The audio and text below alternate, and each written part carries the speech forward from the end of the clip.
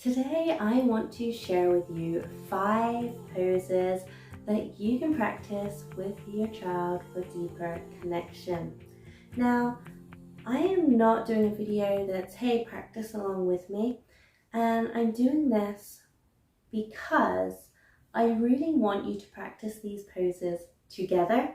So I don't want you to just look at the screen and copy, but rather watch the video, read the latest blog post that has these poses, memorize them, write it down, whatever you need to do, and then just practice together. And that way you're just being really present with each other, focusing on that connection. And I think that's just so important because our day it can be filled with screens, especially at home. You know, it's easier to stick the telly on for a while or even have the telly on in the background. And then there's, the kids' devices, everything else. So I think that yoga can be a great way to just take a break from all of that. There's nothing wrong with that. We love our screen time, we love it. But our yoga can be a time to just get away from that, get away from the technology and come back to simple connection. So I'm just going to talk about these poses, and I also have them, as I say, in my latest blog post, and I will post the link in the caption. So the first pose is the paddle boat. So for the paddle boat, you are going to lay down on your backs and join your feet together. And when your feet are together, you are going to push them back and forth. So thinking of their foot on yours. Yes, my hands are feet for this. That I told you, I'm not joining in the practice. So yeah, just bear with me, it will make sense. So you're pushing their foot away and they're pushing your foot away, and then you're swapping. So your feet are going backwards and forwards together. The next pose is the strong tree. So for the strong tree, you're practicing tree pose together, but you're joining your arm around their waist or their shoulders, depending on your child's height.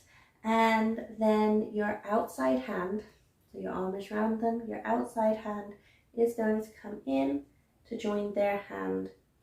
So you're pushing your hands together, finding some balance there and lifting the outer leg into your tree pose, and then you can swap sides. Pose 3 is the cheeky monkey, and I found this one actually really hard to think about because it's just something that we do without even thinking about it. It's one that my child I think they just made it up themselves one day. It just kind of happened. So what we do is you can either hold hands. I do find it better to hold kind of forearms like that. I think that kind of makes it a little stronger. So you really have to listen to your own body, their body, and what works for you. So this one is a challenging one. So you're holding on to their forearms or their hands, and then they just start walking up you. So their feet are on your legs, on your thighs, they're coming up, and they're just going to come like upside down.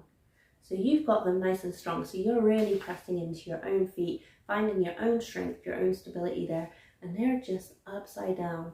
This is the cheeky monkey. And then to come out of this pose, they can kind of wrap their legs around you. You can hold them and bring them up and then put them down. So pose 4 is the ladder. The ladder, you are going to be the base. So you're going to lay down on the floor and then just bring your hands up like this. So you're laying down, hands like this. And then what they are going to do is they are going to put their hands either side of your ankles or however. Again, depends on their height, and they are going to pop their feet into your hands. So their ankles are coming into your hands and their hands are pressing either side of your ankles around the area and just pressing away into a plank pose.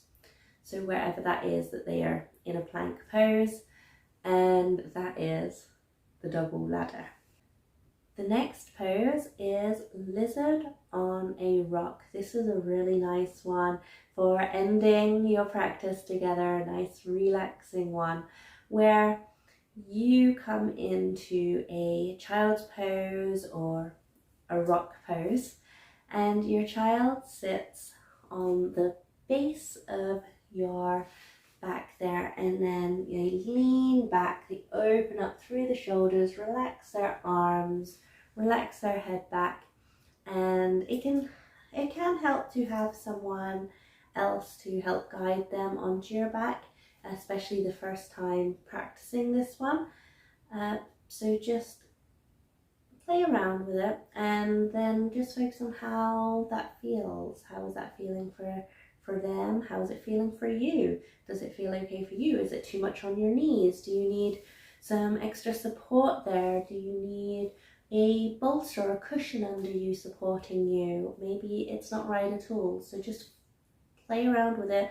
Never do anything that feels painful, and always listen to your body. And a way that we can switch this, because we can't lay on them, right, is to practice the rest and press, which I am going to share more about in my next video. So that is all going to be linked in the caption, so look out for that one, and I will speak to you soon. So I hope you have so much fun practicing together. If you found this helpful, please like and subscribe, and have a beautiful time practicing together. Thank you.